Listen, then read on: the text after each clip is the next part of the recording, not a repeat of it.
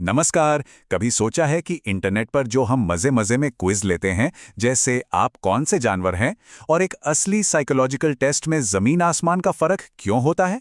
आज हम इसी विज्ञान की दुनिया में थोड़ा और गहरे उतरेंगे। तो सबसे बड़ा सवाल यही है ना?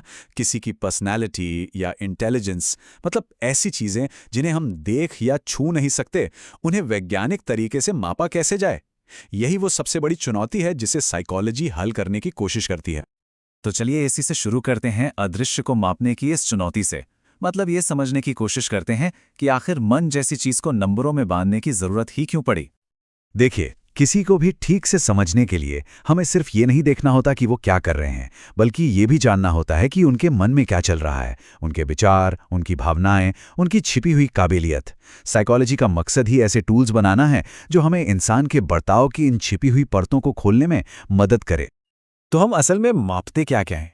मनोवैज्ञानिक परीक्षण कई चीजों को देख सकते हैं, जैसे कि हमारी इंटेलिजेंस यानी सोचने समझने की शक्ति, हमारी पर्सनैलिटी यानी हमारे व्यवहार का खास पैटर्न, हमारी अभिक्षमता यानी कुछ नया सीखने की हमारी नेचुरल कैपेसिटी, और यहाँ तक कि हमारे अंदर की चिंता या बेचैनी के लेवल को भी। तो इस बड़ी चुनौती से निपटने के लिए साइकोलॉजिस्ट के पास क्या है? उनके पास अपनी एक खास टूल किट है, और इस टूल किट का जो सबसे जरूरी औजार है वो है साइकोलॉजिकल टेस्ट। अगर इसकी किताबी परिभाषा देखें तो ये है किसी के व्यवहार के एक सैंपल का ऑब्जेक्टिव और स्टैंडर्डाइज्ड माप। अब यहाँ दो शब्द बहुत ज्यादा जरूरी हैं। पहला, ऑब्जेक्टिव यानी निष्पक्ष, जिसमें जांचने वाले की पसंद नापसंद का कोई असर ना हो, और दूसरा, स्टैंडर्डाइज्ड यानी सबके लिए एक जैसा, एक समान। इसको ना ऐसे समझिए जैसे ये एक बहुत ही स्पेशल किस्म का रूलर या पैमाना है। बस ये लंबाई नहीं मापता, बल्कि हमारे दिमागी और व्यवहारिक गुणों को मापता है। और जैसे एक अच्छा रूलर हर बार सही माप देता है, एक अच्छे टेस्ट को भी हर बार भरोसेमंद नतीजे देने चाहिए। पर ये खास पैमाना काम कैसे करता है? ऐसा नहीं है कि इसे कैसे भी इस्तेमाल कर लिया जाए। इसे सटीक और निष्पक्ष बनाए रखने के लिए कुछ बहुत सख्त नियम होते हैं। चलिए जानते हैं क्या है वो नियम। एक भरोसेमंद टेस्ट के समझ लीजिए 3 मेन पिलर होते हैं। पहला, एक अच्छा माहौल बनाना ताकि टेस्ट देने वाला सहज महसूस करे और अपना बेस्ट दे पाए। दूसरा, स्टैंडर्डाइज्ड इंस्ट्रक्शंस, मतलब खेल के नियम सबके लिए बिल्कुल सेम टू सेम हों। और तीसरा, एक जैसी परिस्थितियां ताकि किसी को भी बाहरी माहौल की वजह से कोई फायदा या नुकसान ना हो। और इन सभी नियमों के दिल में बसती है नैतिकता। ये भरोसा दिलाना कि टेस्ट के रिजल्ट्स पूरी तरह से कॉन्फिडेंशियल रहेंगे और सिर्फ उस व्यक्ति की इजाजत से ही किसी और को बताए जाएंगे। ये सबसे ज्यादा जरूरी है। इसके बिना विश्वास बन ही नहीं सकता। अब आगे बढ़ने से पहले एक जरूरी शब्द समझ लेते हैं, अभिक्षमता, जिसे अंग्रेजी में एप्टीट्यूड कहते हैं। इसका सीधा सा मतलब है किसी खास स्किल को सीखने की हमारी नेचुरल काबिलियत। ये बताता है कि अगर हमें सही ट्रेनिंग मिले तो हम किसी काम में कितने सफल हो सकते हैं। तो ठीक है, टेस्ट हो गया और एक स्कोर भी आ गया, पर क्या वो स्कोर ही आखिरी सच है? जवाब है बिल्कुल नहीं। असल में एक स्कोर सिर्फ एक नंबर से कहीं ज्यादा होता है।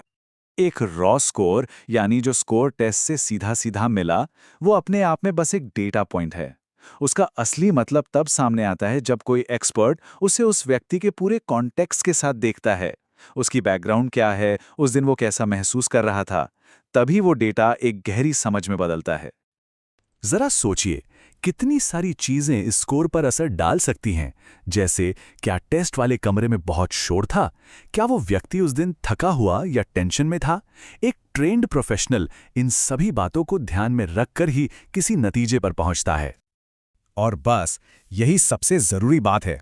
इन टेस्ट्स को लेना और इनके नतीजों को समझना किसी ट्रेंड प्रोफेशनल का ही काम है। ये कोई ऑनलाइन क्विज नहीं है जिसे कोई भी कर ले और समझ ले। ये एक गंभीर वैज्ञानिक प्रक्रिया है।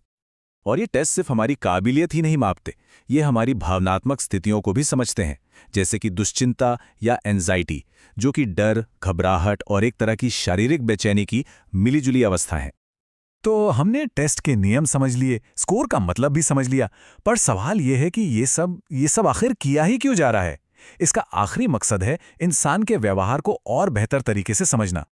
जब इन टेस्ट का इस्तेमाल सही और नैतिक तरीके से किया जाता है तो ये सिर्फ स्कोर नहीं देते, ये साइकोलॉजी के जो सबसे बड़े मकसद हैं उन्हें पूरा करने में मदद करने वाले बहुत शक्तिशाली औजार बन जाते हैं। साइकोलॉजी के 3 मुख्य लक्ष्य हैं। पहला, व्यवहार को समझना, जिसमें ये टेस्ट हमें छिपी हुई वजहें बताते हैं। दूसरा, व्यवहार को कंट्रोल करके एक बेहतर दिशा देना, जैसे थेरेपी में होता है। और तीसरा, भविष्य के व्यवहार का अंदाजा लगाना, जैसे कि कोई किसी खास जॉब के लिए फिट होगा या नहीं। ये टेस्ट इन तीनों ही कामों में हमारी मदद करते हैं। तो आखिर में ये एक सवाल हमारे सामने आता है।